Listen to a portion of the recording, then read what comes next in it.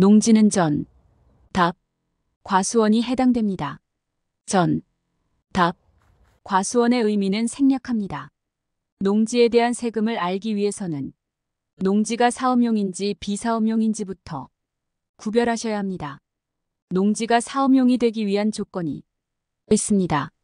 농지 소재지에 거주하는 분이 8년 이상, 직접 작용한 토지이거나 연접시, 군, 구입, 직선거리 30km 이내 거주해야 합니다. 다른 소득이 3,700만 원 이상이면 자경으로 인정해주지 않기 때문에 본업이 있으면서 주말에 농사를 하는 것도 안 됩니다. 이자소득, 배당소득, 이나 부동산 임대소득은 3,700만 원 이상 있어도 상관이 없습니다. 본인 소득만 해당됩니다. 배우자 소득은 3,700만 원 이상 있어도 상관이 없습니다. 자격 요건은 농업인 본인이 12 이상 직접 농사를 지어야 하며 대리경작은 인정되지 않습니다. 양도 시점의 사업용 토지 여부로 판단하지 않고 보유기간 내에 사업용 토지로 사용한 기간에 따라 양도세가 결정됩니다.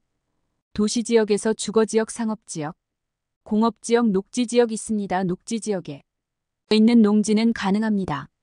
관리지역, 농림지역, 자연환경보전지역 있는 곳에 있는 농지는 사업용 토지입니다.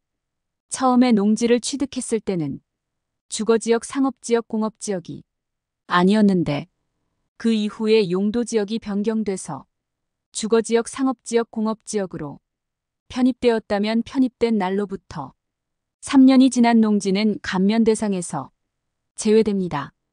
양도소득세 100% 감면 한도가 1년간 최대 1억 원입니다. 5년간 누적해서 최대 2억 원입니다.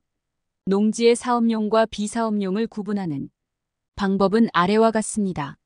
농지 소재지와 동일한 시, 군, 구 또는 연접한 시, 군, 구에 거주하면서 직접 경작한 기간이 아래 중 하나를 충족하는 경우 사업용 토지로 구분됩니다. 전체 보유기간 중 60% 이상, 양도일 직전 5년 중 3년 이상, 양도일 직전 3년 중 2년 이상, 농지를 상속받은 경우에 상속일로부터 3년 이내에 양도하거나 상속인이 1년 이상 제촌, 작용한 경우에는 사업용 토지로 구분됩니다. 농지은행에 8년 이상 임대 위탁한 농지도 사업용 토지로 구분됩니다. 주말체험농장 농지는 2022년 1월 1일 이후 양도분부터는 비사업용 토지로 개정되었습니다. 농지가 사업용이면 세금을 내지 않는 것은 아닙니다. 주택 부수토지는 도시지역 5배, 그 밖의 지역 10배 이내입니다. 도시지역 중 주거, 상업, 공업지역은 3배, 녹지지역은 5배만 인정됩니다. 재산세 고지서를 보면 쉽게 사업용 토지 유무를 알 수 있습니다. 종합합산과세 대상이면 대부분 비사업용 토지입니다.